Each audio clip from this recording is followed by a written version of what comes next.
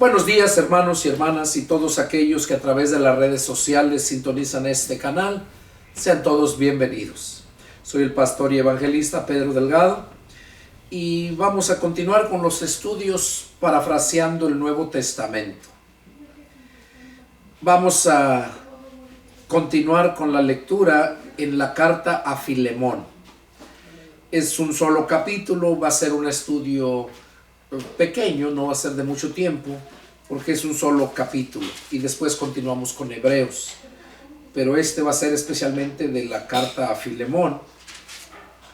Es muy pequeño la lectura. Bueno, vamos a ver, a darle lectura la epístola del apóstol Pablo a Filemón. Dice así la palabra: Pablo, prisionero de Jesucristo, y el hermano Timoteo, al amado Filemón, colaborador nuestro, y a la amada hermana Apia, y a Arquipo, nuestro compañero de milicia, y a la iglesia que está en tu casa. Gracia y paz a ustedes de Dios, nuestro Padre, y del Señor Jesucristo. Bueno, aquí Pablo mandó esta carta a Filemón y se está presentando quién era él, quién es Pablo. Dice siervo, esclavo de Jesucristo, ¿verdad? O sea, es algo que prisionero de Jesucristo. Y el hermano Timoteo. Pablo estaba con Timoteo y le estaban mandando esta carta a Filemón. Filemón era un líder. De hecho, en su casa se reunía una iglesia. Ahí estaba ministrando. Él era en su casa, él era el que estaba ahí, se encargaba. Y bueno, Pablo y Timoteo le mandan esta carta y le dicen, pues, le mandan muchos saludos, ¿verdad? Y no nada más a él, sino también dice, y a la amada hermana Apia. No sabemos si Apia era esposa de Filemón, no lo menciona aquí. Y luego dice, y a Arquipo, nuestro compañero de milicia. O sea, Arquipo era un cristiano que predicaba y a veces andaba con ellos. Por eso dice, y Arquipo, nuestro compañero de milicia. Y va dirigida también, dice, y a la iglesia que está en tu casa. Les dice, gracia y paz a ustedes de Dios nuestro Padre y del Señor Jesucristo. O sea, Pablo estaba hablándole a él y haciéndole ver, pues, los saludos, el afecto que tenían para con ellos, ¿verdad? Y lo que sí es bien importante entender aquí en esta lectura que tuvimos es que estaba la iglesia en la casa de Filemón. Porque la iglesia, nosotros en estos tiempos, cuando surgió la iglesia católica, enseñaron a la gente que era en ese templo, porque todos lo conocimos como iglesia, a ese edificio con la campana. Y todos, yo recuerdo, todos decían la iglesia. Ya cuando escudriñamos la escritura, ya cuando yo me converto a Cristo, ahí me doy cuenta que la iglesia no era ese templo, que la iglesia es un cuerpo formado de muchos miembros, que es un organismo, no una organización. El cuerpo es un organismo o sea, formado de muchos miembros, así como nuestro cuerpo, que tiene el aparato digestivo, respiratorio, y tiene tantos miembros, tiene su propio organismo. Entonces, la iglesia es el grupo de personas que el Señor Jesús sacó del mundo para la gloria de Dios, para hacer el bien. Nos sacó del mundo. Eso es iglesia. En definición, la palabra iglesia, eclesia, en caleos, y el significado es los llamados fuera. Entonces, ¿fuera de dónde? Pues fuera del mundo. Nos sacó de la inmundicia y nos congregó. Ese grupo, individualmente una persona se le conoce como miembro de la iglesia de Cristo o miembro del cuerpo de Cristo, pero todos en reunión, todos en conjunto, se le conoce como el cuerpo de Cristo. Ahora, todos en conjunto se refiere a todos los que están en todas las ciudades, estados, en todo el mundo. Todas esas personas que han nacido de nuevo, que el Espíritu de Cristo ha llegado a ellas, ese es el grupo de personas que saca del mundo y ya no viven en el mundo. Jesús mismo les dijo a sus discípulos: están en el mundo, mas no son del mundo. Yo los he sacado del mundo, dice. Esa es la iglesia. Y como les digo, nosotros siempre pensábamos que la iglesia era ese edificio con la campana, que esa era la iglesia. Y crecimos así.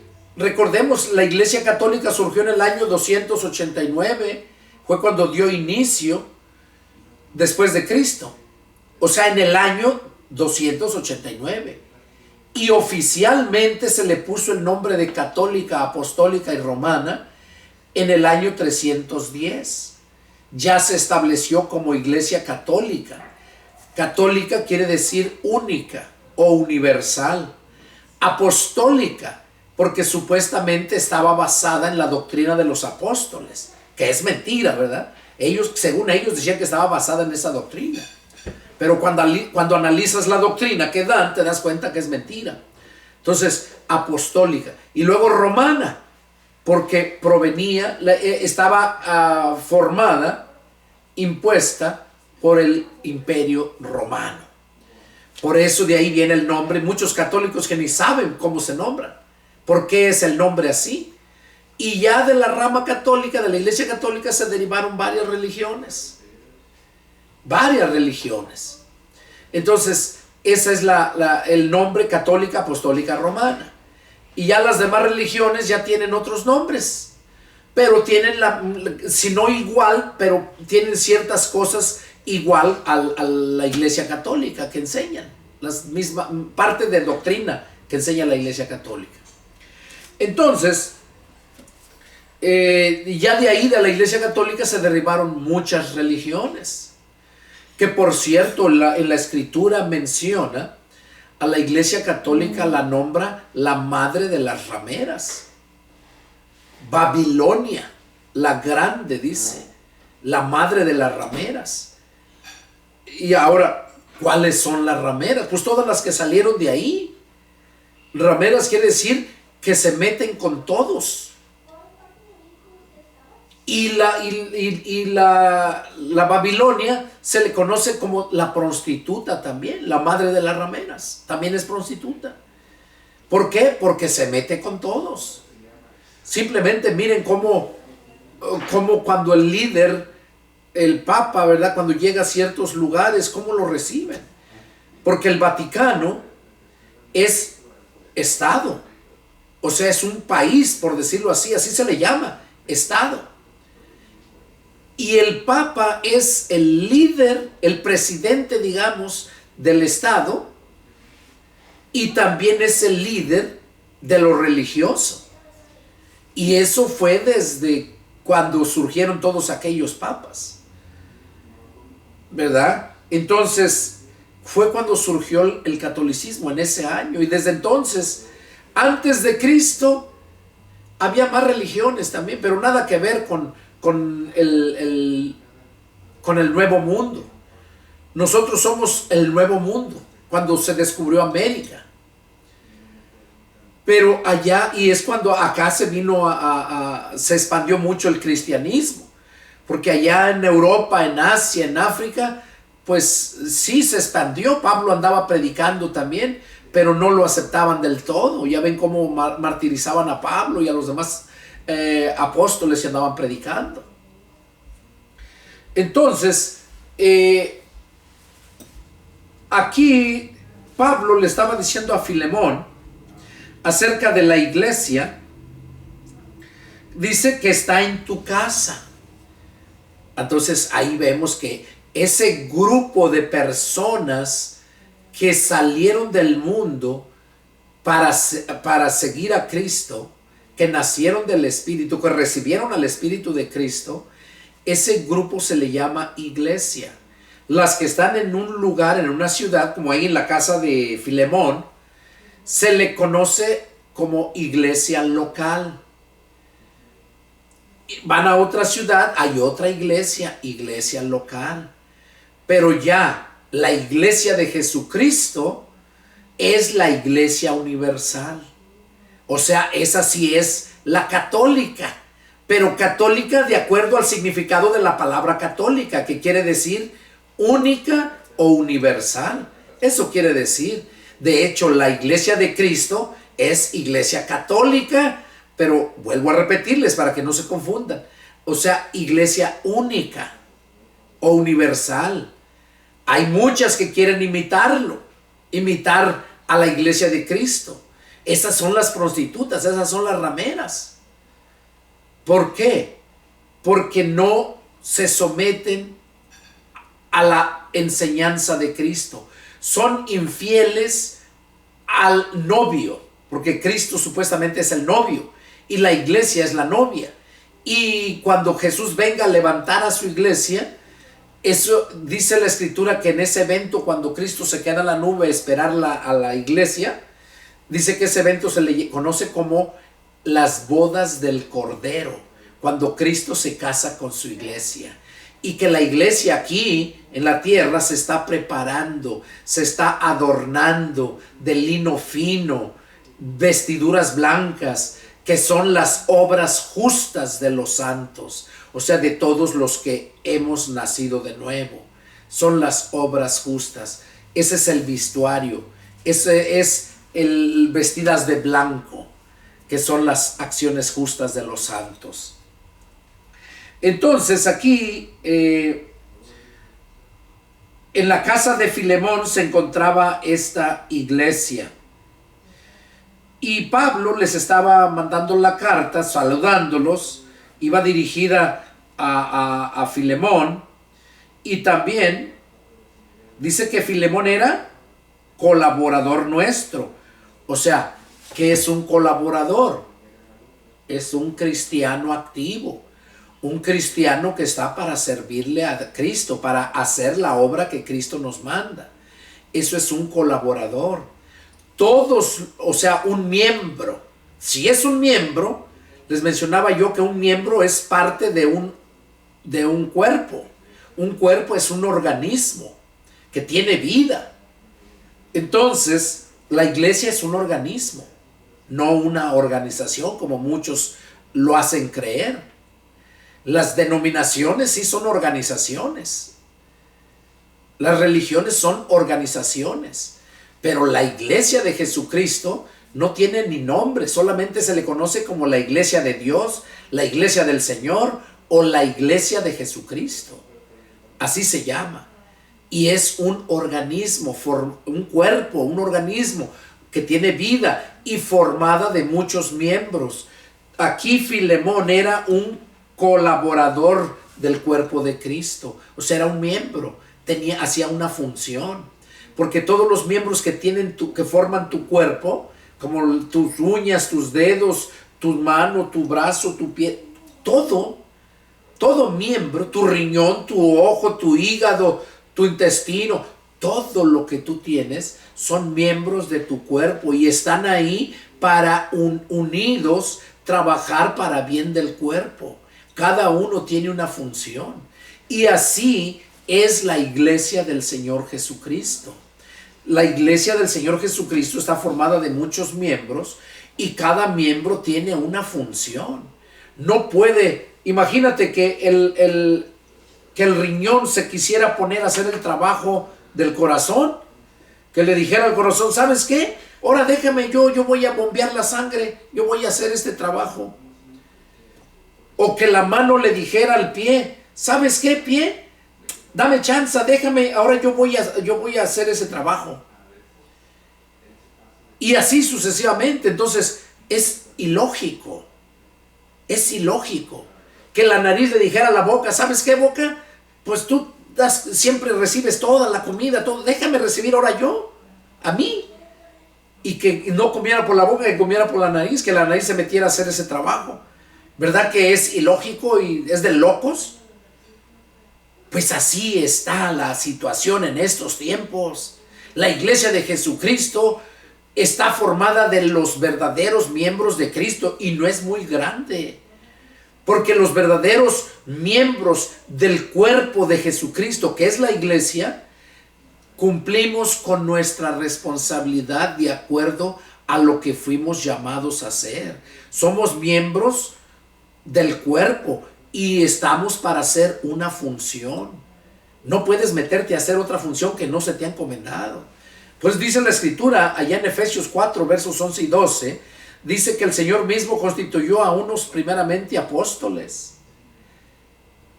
¿Y qué dice la Biblia respecto a los apóstoles? Allá en Apocalipsis, cuando Juan, el apóstol Juan, dice que a él se le reveló la visión, en visión, todo lo que es Apocalipsis, o sea, el fin. Eso quiere decir Apocalipsis, el fin de todo, del principio, de todo lo que principió, el fin de la humanidad. Eso quiere decir Apocalipsis, fin o culminación. Entonces, Juan miró la santa ciudad celestial, la nueva Jerusalén, y dice que la miró y que tenía 12 muros y tenía 12 puertas, tenía 12 cimientos, 12 cimientos y tenía 12 puertas, y que en cada puerta estaban los nombres de los 12 tribus de Israel, los 12 hijos de Jacob. Y dice que tenía 12 cimientos y que en cada cimiento tenía el nombre de los 12 apóstoles. Los cimientos, ¿qué son los cimientos? Son los que llevan la carga. Es donde pones los cimientos y ya sobre los cimientos edificas. Vas construyendo, literalmente, ¿verdad? Para los que trabajan la construcción. No puedes poner cimientos en un segundo piso, poner cimientos en un tercer piso. Solamente es unos cimientos los que llevan toda la carga, hacia abajo. Entonces, los 12 apóstoles fueron los primeros, los cimientos de la iglesia. Ellos son los que llevaron toda la carga. Y por eso dice la escritura que nosotros debemos estar cimentados en la doctrina de los apóstoles, porque a ellos se les delegó toda la enseñanza, o en la doctrina de Cristo. Allá lo dice Juan, segunda de Juan 9, 10 y 11, que si alguno se extravía y no persevera en la doctrina de Cristo, que no tiene a Dios. O sea, o perseveras en la doctrina de Cristo, o perseveras en la doctrina de los apóstoles, que viene siendo lo mismo. A tal grado, y digo lo mismo porque a tal grado que Pablo mismo dijo, sean imitadores de mí, así como yo soy de Cristo. Entonces, eso es bien importante entender esto. Entonces, los 12 apóstoles son los cimientos, los 12 cimientos.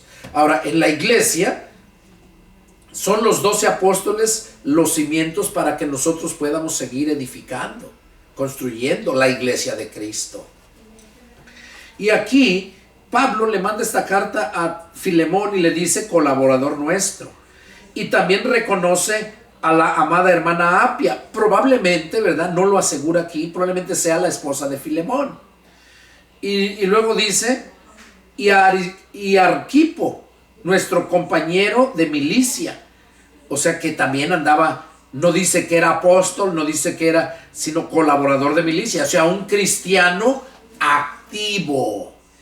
Porque hay cristianos activos y cristianos pasivos. Y hay falsos cristianos. Entonces el cristiano activo es aquel que está siempre presto para predicar el evangelio. Si va a hacer ejercicio, a la compañera o compañero que van corriendo ahí les predica. Si va en el avión, al que va a un lado sentado le comparte. Si va a la escuela, donde quiera, predica a tiempo y fuera de tiempo. Un verdadero cristiano, porque siente la necesidad de hacerlo. Pablo mismo dice, porque me es impuesta necesidad de predicar el evangelio. Y ay de mí si no lo hiciere. Ahora, cuando nos convertimos a Cristo, venimos a ser unas nuevas criaturas. Ahora, te voy a hacer una pregunta. Cuando venimos a ser esas nuevas criaturas, ¿cómo son las criaturas cuando ya empiezan a caminar, cuando ya empiezan a jugar con juguetes? ¿Cómo son esas criaturas? Que todo lo que agarran, quieren compartir lo nuevo, siempre agarran lo nuevo, quieren estar jugando. Cuando tienen un juguete nuevo, quieren que todos lo miren, que todos vean lo que tiene. Espiritualmente hablando es lo mismo.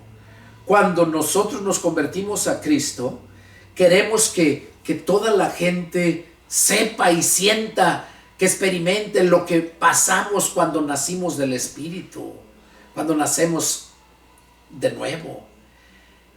Y es algo parecido como cuando el hombre conoce a la mujer, a la novia, y cuando le declara su amor y la novia le dice que sí, el amigo está lleno de gozo y no haya cómo decirles a los amigos, siente esa necesidad de decirle para que vean quién es él. Es lo mismo que pasa cuando nos convertimos a Cristo. Cuando Cristo llega a nuestro corazón, cambia nuestra mente, te desarraiga toda esa podredumbre. Tú no puedes parar de hablar de Cristo. Y cuando tú te adentras a la Escritura y te llenas de la palabra, Jesús dijo que de la abundancia del corazón habla la boca. Entonces tú no puedes dejar de hablar de Cristo. Esos son los cristianos activos. Y los cristianos pasivos son los mediocres, o sea que están a medias. Y los cristianos falsos, pues son todos aquellos que ponen su religión antes que la palabra. Esos son falsos, que usan parte de la palabra, pero no es verdad. Y recordemos que eso siempre lo ha usado el diablo. El diablo fue el primero que empezó a usar todo eso. Cuando Jesús fue bautizado, cuando tentó a Jesús y Jesús le citaba con la palabra, el diablo también usó la palabra. Cuando vio que Jesús llamaba la palabra para callarlo, él quiso usar la palabra para convencerlo. Pero el Señor le cita en el contexto. Estás mal, Satanás. Esto no es lo que tú dices. El contexto es este. Cuando le dijo, lánzate de aquí, pues escrito está que a sus ángeles enviará para que tu pie no tope con piedra. Y eso está escrito en la palabra. Pero no está escrito que se lanzara, sino que si el justo cae, Dios no lo va a levantar, no va a dejar que su pie tope con piedra. Entonces, pero el diablo lo estaba diciendo que se aventara, que estaba escrito que Dios iba a mandar ángeles para que lo guardaran y no topara su pie en piedra. Pero entonces Jesús le dijo, apártate de delante de mí, Satanás, porque escrito también está, no tentarás al Señor tu Dios. O sea, una cosa es que cayera y otra cosa es que se aventara para tentarlo.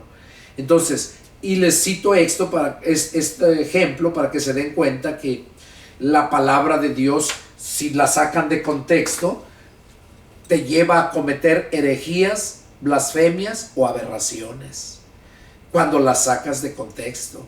Y desgraciadamente esa es el arma que el diablo ha usado para engañar a la gente, para llevar al infierno a mucha gente.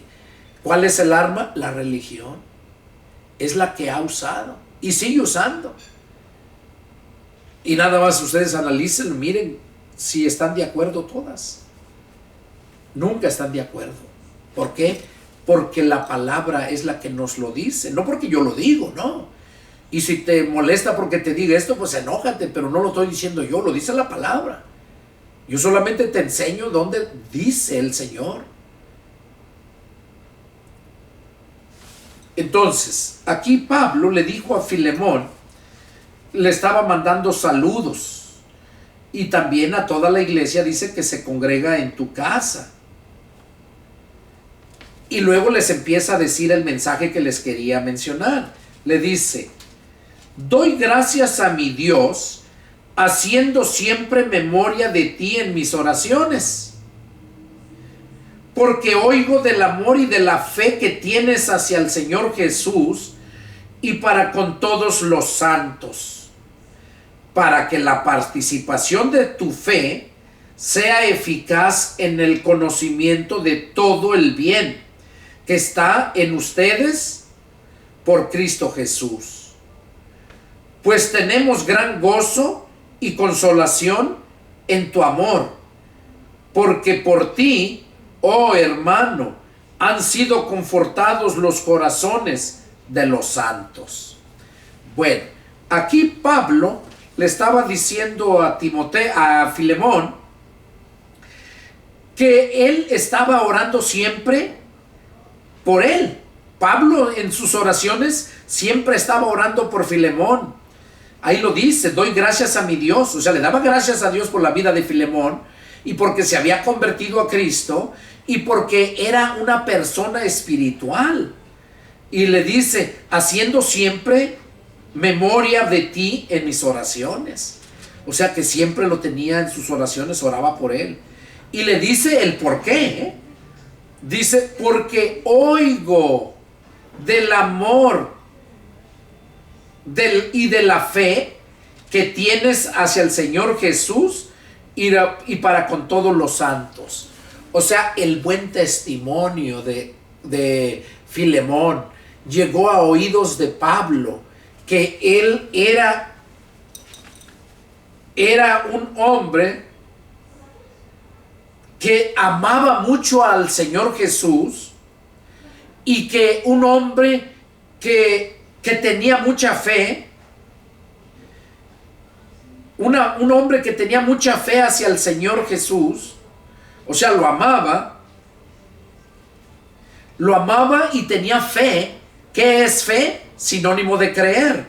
¿Qué quiere decir? Que Filemón amaba mucho al Señor Jesús y tenía mucha fe en él. Ahora, te voy a hacer una pregunta. ¿Por qué crees tú que Filemón amaba mucho al Señor y tenía mucha fe en él? O sea, tener fe es creer. Creía en él. ¿Por qué? La respuesta la encontramos allá en Romanos 10:17. Mira lo que nos dice Romanos 10:17. Dice: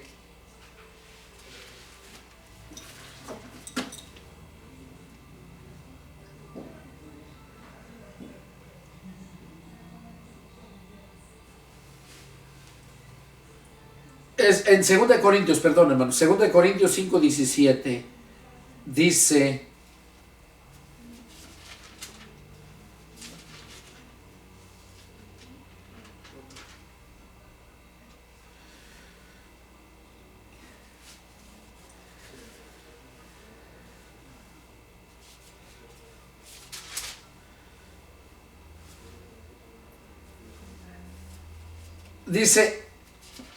así que la fe es por el oír por la palabra de Dios.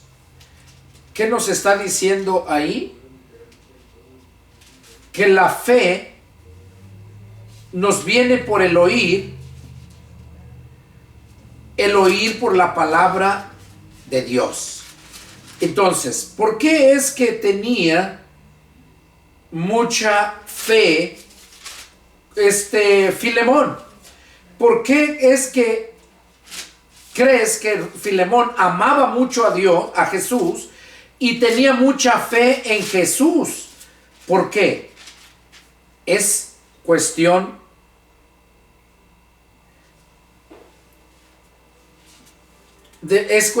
de entender que para que tú puedas amar a una persona, primeramente tienes que conocerla para que tú puedas amarla.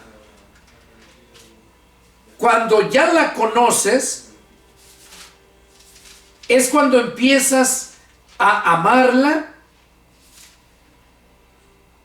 y ya cuando la conoces mucho y ha crecido el amor en ti por esa persona, entonces es cuando le empiezas a creer. Es cuando le empiezas a creer, o sea, le tienes fe. Es cuando le tienes fe.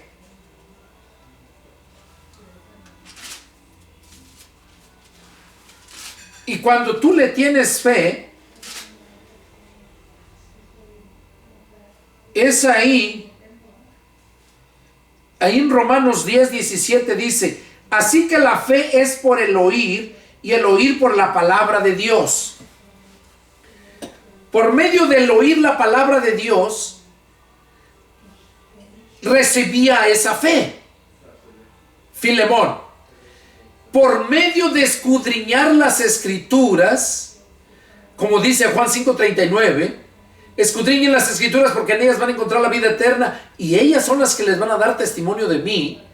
O sea, por medio de las escrituras vas a conocer a Jesús. Cuando tú te llenas de la escritura, te llenas de Mateo, Marcos, Lucas y Juan, es cuando aprendes a conocer a Jesús, aprendes a amar a Jesús, y es cuando tú aprendes a creerle a Jesús. Es cuando te viene la fe. ¿Por qué? Porque por medio de la palabra, cuando lees la palabra, es cuando encuentras, la palabra te lleva a conocer a Jesús. Y cuando ya conoces a Jesús y te das cuenta lo que Él vino a hacer, quién es Él y por qué razón se te está predicando, cuando tú lo entiendes, es cuando empiezas a amarle, porque lo empiezas a conocer mejor. Tú no puedes conocer a Jesús mientras no escudriñes Mateo, Marcos, Lucas y Juan. Y cuando lo asimiles, lo entiendas bien, no vas a poder amar a Jesús, conocer a Jesús. Como te dije al principio, para que te enamoraras de la que es tu esposa, tuviste primero que conocerla. Tuviste que hablarle. Ya que cuando te dijo que sí, tú le creíste, y la prueba está, te casaste con ella. Eso es lo mismo que pasa cuando nosotros escudriñamos la palabra, conocemos a Jesús, conocemos el amor que nos tiene. Y cuando escuchamos la palabra, es cuando nos viene esa fe. La fe viene por el oír la palabra de Dios. Es cuando le empezamos a creer. Y cuando conjugas las dos cosas, la escudriñada de la escritura y la fe que te da cuando oyes la palabra, como en este caso lo que estás oyendo, eso es lo que llevó a Filemón a ser un testimonio viviente, y por lo cual llegó a oídos de Pablo, y Pablo le manda esta carta para hacerle notar a Filemón que él estaba orando mucho por Filemón, por su grande amor y por su fe. Y miren cómo ofreció hasta su casa para que se reuniera ahí la iglesia. Prestó hasta su casa. Imagínense, en la casa ¿cuánto se genera de gastos? En agua, comida, en luz, en tener dónde sentarlos, tener sillas, en tener que limpiar. O sea, es un gasto grande. Pues Filemón en su casa tenía la iglesia. Y por eso Pablo le mandó esta carta diciéndole a él que estaba siempre en sus oraciones, porque oía del amor y de la fe que tenía en el Señor Jesús. Dice, y el amor, dice, hacia el Señor Jesús y para con todos los santos, para que la participación de tu fe sea eficaz en el conocimiento de todo el bien que está en ustedes por Cristo Jesús.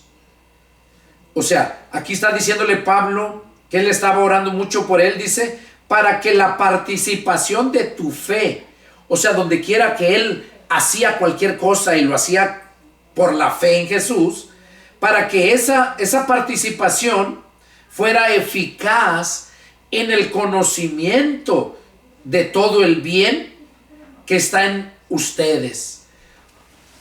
O sea que cuando Pablo le estaba diciendo a Filemón que él oraba por él, porque Filemón era un hombre muy activo, un hombre que mostraba el amor de Dios. Filemón compartía su fe, o sea, compartía en quién había creído y quién había cambiado su vida, o sea, el Señor Jesús.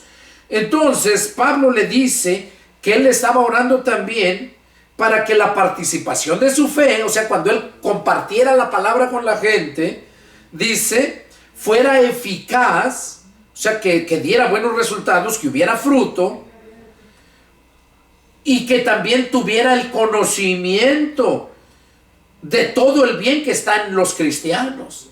Que la persona que no conoce del Señor conozca, tenga el conocimiento de todo el bien que hay en los que hemos nacido de nuevo. Ahora, no somos perfectos, porque estamos todavía en este miserable cuerpo de muerte, como decía Pablo. Pero el amor hacia Cristo nunca se nos acaba. La fe nunca nos falta. Yo nunca he dudado del Señor Jesús, porque la duda es lo opuesto a la fe. Fe es sinónimo de creer. Duda es sinónimo de no creer. Entonces aquí Pablo le estaba diciendo a Filemón que él estaba orando por él y que oraba, le daba gracias a Dios por él.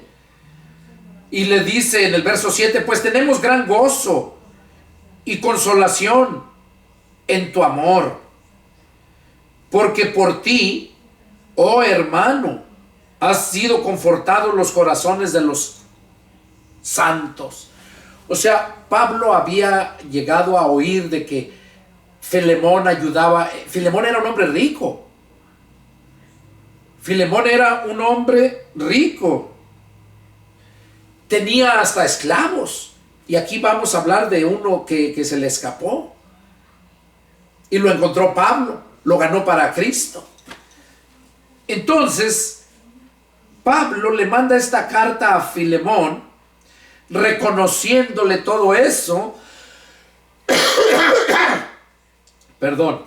Pero también le estaba mandando la carta con Onésimo. Onésimo era el esclavo de Filemón, que se le había escapado. Y cuando se convierte a Cristo por medio de Pablo, y le comenta que él era, su dueño de él era a Filemón, que él era esclavo, entonces Pablo se lo regresa. Le dice, ve y ponte a su mando de él, porque él te compró. Dice, y le vas a entregar esta carta. Y aquí es donde Pablo le dice a Filemón, le recomienda lo que debe de hacer con Onésimo, con su esclavo. Miren, vamos a leerlo, dice: por lo cual, porque le estaba diciendo en el verso 7, pues tenemos gran gozo y consolación por tu amor, porque por ti, oh hermano, han sido confortados los corazones de los santos. O sea, tú amas a los cristianos. Por ti han sido consolados los corazones de los cristianos que sufren. Ahora, por ahí le entró Pablo, por esa alegoría, ¿verdad? Enseñándole a él, pues reconociéndole. Pero Pablo ya sabía por qué lado iba. Onésimo era su esclavo y se le había escapado. Ahora, Pablo se lo regresa y probablemente Onésimo reaccionara mal, porque era su esclavo y se le había ido. Había perdido de ganar de que le trabajara para él, porque para eso se compraban los esclavos, para que los tuvieran, pues, válgame la redundancia, de esclavos, ¿verdad? Trabajando. Entonces, a Onésimo se le había escapado. Y aquí le empieza a decir Pablo a Filemón a través de esta carta. Dice: por lo cual, aunque tengo mucha libertad en Cristo para mandarte lo que conviene. Oigan, aunque tengo mucha libertad en Cristo para mandarte lo que conviene, más bien te ruego por amor, siendo como soy, Pablo, ya anciano, y ahora además prisionero de Jesucristo, te ruego por mi hijo Onésimo. Oiga, aquí le está diciendo: te ruego por mi hijo Onésimo. Su hijo, porque lo había ganado para Cristo. Pablo era el padre espiritual, humanamente hablando, de Onésimo. Y por eso dice aquí: te ruego, dice, te ruego por mi hijo Onésimo, a quien engendré en mis prisiones. Oiga, ahí lo dice. O sea que en sus prisiones lo engendró. Yo creo que Onésimo había estado en la cárcel y ella le predicó. Si dice que lo engendró en sus prisiones, quiere decir que también él estaba preso, Onésimo. Dice: el cual en otro tiempo te fue inútil. Oiga, aquí le está diciendo Pablo a Filemón: el cual, mi hijo Onésimo, que engendré en mis prisiones, el cual en otro tiempo te era inútil. Era un esclavo perezoso, era un esclavo rebelde, y la muestra está, pues se había escapado. Y aquí Pablo le dice: el cual en otro tiempo te fue inútil, pero ahora a ti y a mí nos es útil. ¿Por qué? Porque había nacido de nuevo Onésimo, se había convertido a Cristo, y cuando nos convertimos a Cristo venimos a ser siervos útiles, y en el mundo somos inútiles solamente para hacer lo malo. En el mundo somos útiles, pero para Satanás, siervos de Satanás, cuando no conocemos al Señor.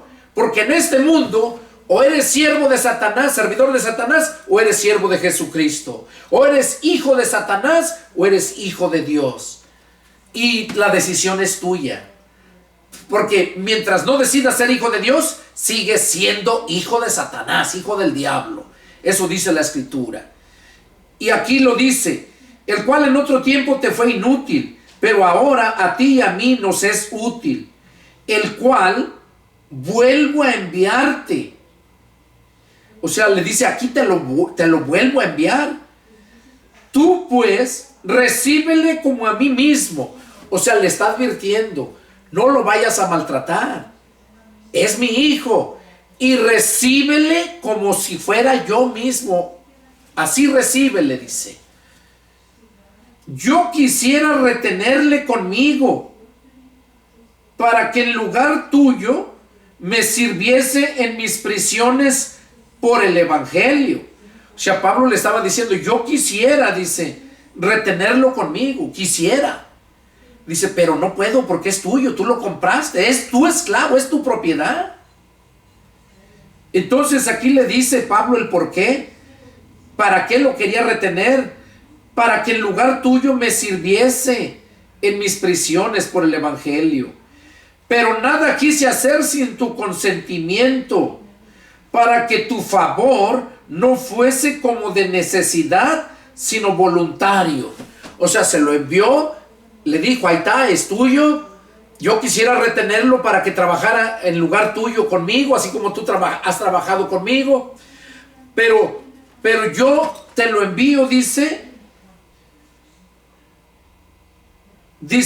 pero no quise hacer nada sin tu consentimiento, para que tu favor no fuese como de necesidad. O sea, para que no fuera un favor que me estás haciendo, pero forzado, pues ya, ¿para qué? Ya lo tienes allá. No, por eso Pablo se lo mandó y dice, yo quisiera retenerlo, pero es tuyo, ahí te lo mando. Y si me lo mandas, que sea por tu voluntad, no por necesidad. Dice, como para que tu favor no sea como de necesidad, sino voluntario. Porque quizás para esto se apartó de ti por algún tiempo, para que le recibieses para siempre. Oiga, le está diciendo, porque quizás Dios permitió que por eso se apartara de ti por algún tiempo, para que cuando regresara lo recibieses para siempre. O sea, para que sigas siendo ya no tu esclavo, sino tu hermano para siempre.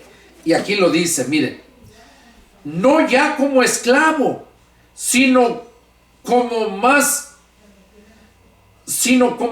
que esclavo, como hermano amado, dice, para que lo recibas no como tu esclavo, sino como tu hermano amado, así como me recibes a mí. Recíbelo como a mí, dice, como hermano amado, mayormente para mí. O sea, Pablo le estaba diciendo, recíbelo como hermano amado, dice, y mayormente para mí. Yo lo amo mucho y me es muy útil. Dice, pero cuanto más para ti, como en la carne, como en el Señor. Así que si me tienes por compañero, recíbele como a mí mismo. Oiga, le vuelve a recalcar. Así que si me tienes por compañero, recíbele como a mí mismo. No lo vayas a recibir a maltratar como esclavo, lo vayas a poner a trabajar mucho más porque se escapó. Dice, recíbele como a mí mismo. Y si en algo te dañó, o sea, todavía le dice, si en algo te dañó o te debe, ponlo a mi cuenta. O sea, si algo te debe, te quedó a deber, te transió, dice, si algún daño te hizo, o sea, que le haya robado, dice, si en algo te dañó o te debe, ponlo a mi cuenta. Yo, Pablo, lo escribo de mi mano, yo lo pagaré. O sea, esta carta te la estoy escribiendo yo con mi mano, y si algo te debe, yo lo pagaré. Por no decirte que aún tú mismo te me debes también. O sea, como diciendo, yo mismo también, tú te me debes a mí. Yo invertí en ti, te gané para Cristo y aprendí a amarte y has trabajado para el Señor. Y así mismo le está diciendo aquí, yo, Pablo, escribo con mi mano, de mi mano, yo lo pagaré lo que te deba, dice. Por no decirte que tú te me debes a mí mismo. Sigue diciendo, si hermano, tenga yo algún provecho de ti en el Señor, conforta mi corazón en el Señor. O sea, ahí le está diciendo, sí, hermano Filemón, si hermano, tenga yo algún provecho de ti en el Señor. O sea, si crees tú que yo puedo obtener algo de ti, a sacar algo de provecho por todo lo que yo he invertido en ti y todo, y no te lo estoy cobrando, sino si tú piensas, dice, si yo tenga algo de provecho de ti en el Señor, conforta mi corazón en el Señor. O sea, atiéndelo como a mí mismo y conforta mi corazón. Te he escrito confirmando en tu obediencia, confiando, sabiendo que harás aún más de lo que te digo.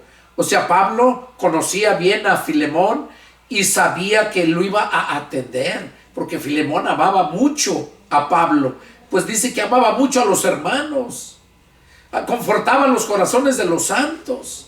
Entonces, cuando llega Onésimo, ya como no como esclavo, sino como cristiano, con un cambio de mente, un cambio de vida, pues, y luego con la carta tan preciosa de recomendación que le dio Pablo a Onésimo para que se la entregara a Filemón, y Pablo él termina diciéndole en la carta: te he escrito confiando en tu obediencia. O sea, porque sé que me vas a atender, vas a obedecer a lo que te estoy pidiendo. Dice, confiando, te escribo confiando en tu obediencia y sabiendo que harás aún más de lo que te digo. O sea, que no tan solo lo que yo te estoy diciendo, que vas a hacer más todavía, porque te conozco, Onésimo, y por eso te mando esta carta. Te conozco, Filemón. Verso 22 dice: prepárame también alojamiento, porque espero que por vuestras oraciones les seré concedido. O sea, le digo, prepárame alojamiento porque espero que por sus oraciones les seré concedido. O sea, Dios me va a permitir ir a verte, a estar allá con ustedes. Prepárame alojamiento. O sea, es algo muy bonito. Como Filemón, ¿verdad? Amaba, respetaba mucho a Pablo, y allí cuando recibe a Onésimo, pues imagínense todo lo que iba a hacer. Y ya termina diciendo: te saludan Epafras, mi compañero de prisiones por Cristo Jesús. Epafras era uno que andaba con Pablo también, y dice compañero de prisiones, mi compañero de prisiones por Cristo Jesús. O sea, lo metieron por ser cristiano también. Marcos, Aristarco, Demas y Lucas, mis colaboradores. O sea, les manda, dice, te mandan saludos también todos ellos. Dice Epafras, Marcos, Aristarco y Demas y Lucas. Lucas era el que escribió el Evangelio de San Lucas. Ese es el médico. Ese dejó de ser médico por andar con Pablo para aprender y para escribir. Él narra todo en el Evangelio de Lucas y en el libro de los Hechos. Él es el que lo escribió, porque se propuso a la tarea de informarse todo bien cómo habían sido las cosas. Les dice: la gracia de nuestro Señor Jesucristo sea con ustedes, sea con vuestro espíritu. Amén. Qué preciosa carta de Filemón, que Pablo le manda a Filemón.